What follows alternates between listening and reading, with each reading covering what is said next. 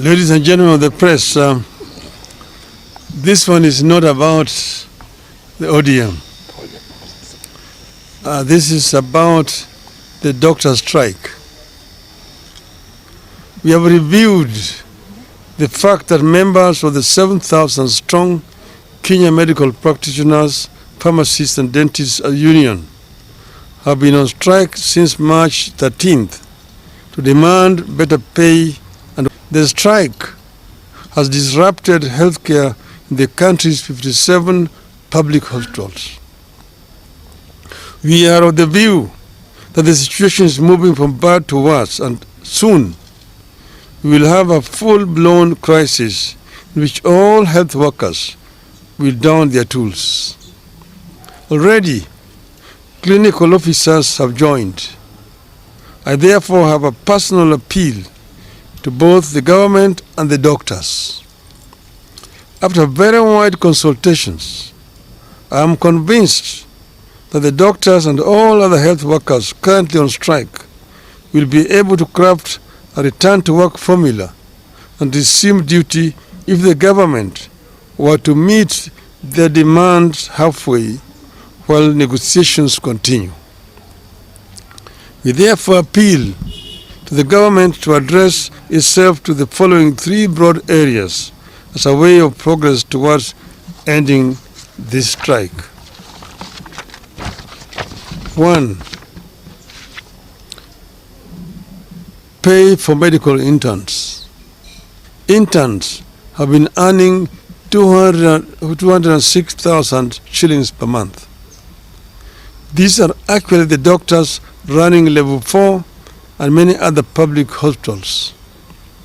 There is no way an employer can reduce the salaries of employees midstream. That distorts everything in the life of the employee. I therefore ask the government to reinstate the 206,000 shilling pay for interns until the next CBA negotiation, which is around the corner, kicks in. During that next round of negotiations, both parties will put their cases on the table for consideration. 2. Fees and salaries for doctors pursuing further studies. Counties are supposed to pay salaries of doctors who are enrolled for further studies like master's degree, while the Ministry of Health is supposed to pay fees.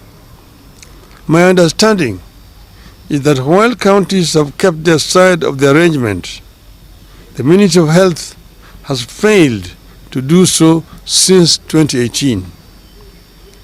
As a result, a number of doctors cannot complete their studies and graduate because of fees owed. And as they retake courses, counties have stopped their salaries because those doctors have overstayed in the college.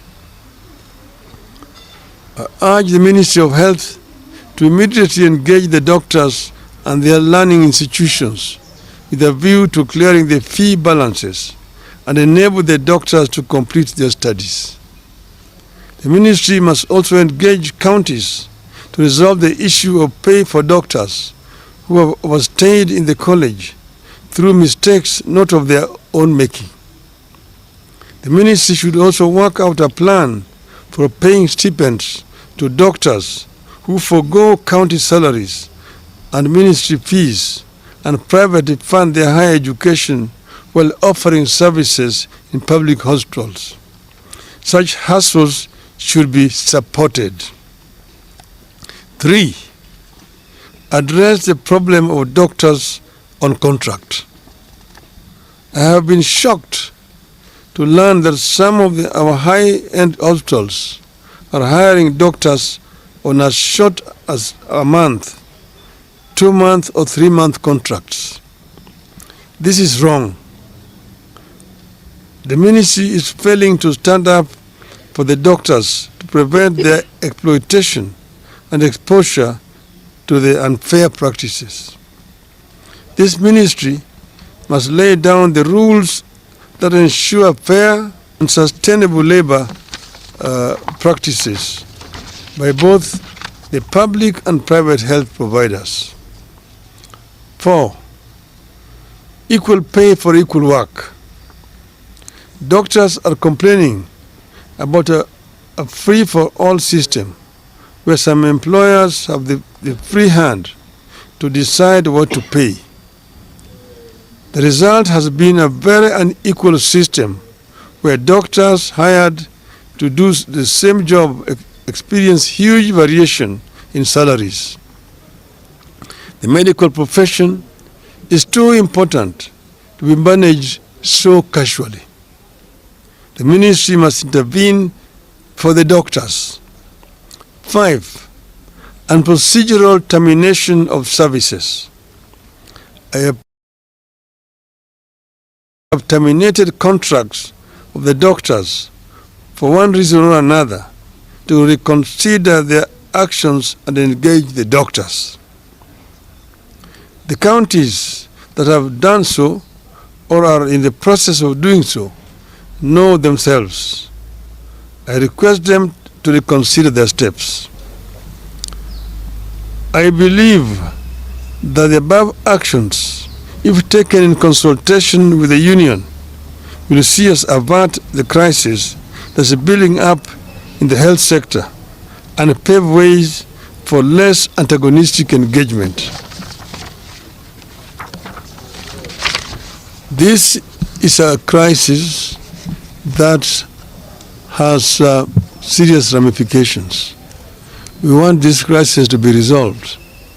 We have not spoken before, but we want the government to take notice that we cannot remain silent for a longer time when this is persisting. We ask them to act now. And if they don't, of course they know that the consequences will be very grave indeed. Thank you very much.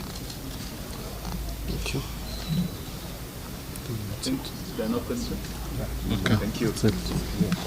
Very in attendance was the party leader and the two deputies, of course the chair of the meeting.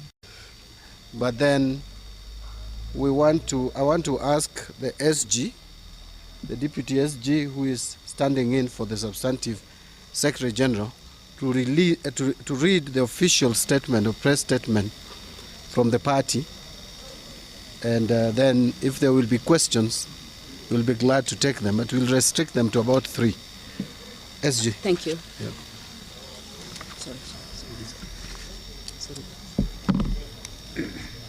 Thank you, Chair.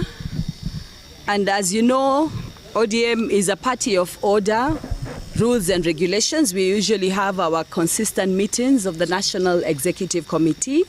So I'd like to read the communication from the meeting we've just had.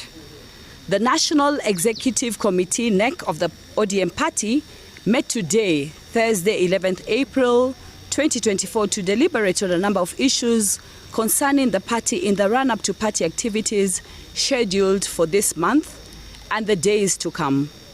We also deliberated on matters of national interest, issues that affect the common mwananchi that require our intervention as a party.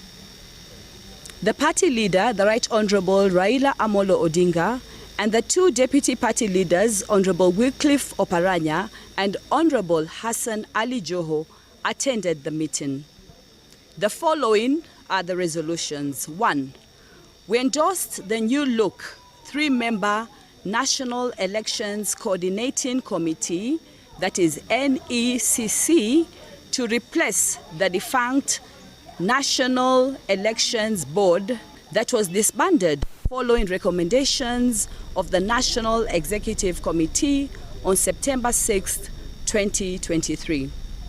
The NECC will have devolved roles which will be executed at the county level by a 3-member County Election Committee, that is CECs. This is subject to resolution by the National Governing Council, NGC, scheduled for next week. 2. The National Executive Committee gave the nod for the rolling out of the grassroots elections in phases beginning April 27, 2024. We urge party members to participate in this exercise and elect officials who will steer the party to prosperity. It is worth noting that ODM is the only party in the country that has been consistent in fulfilling legal obligations as stipulated in the Political Parties Act, including conducting grassroots elections on time. 3. In line with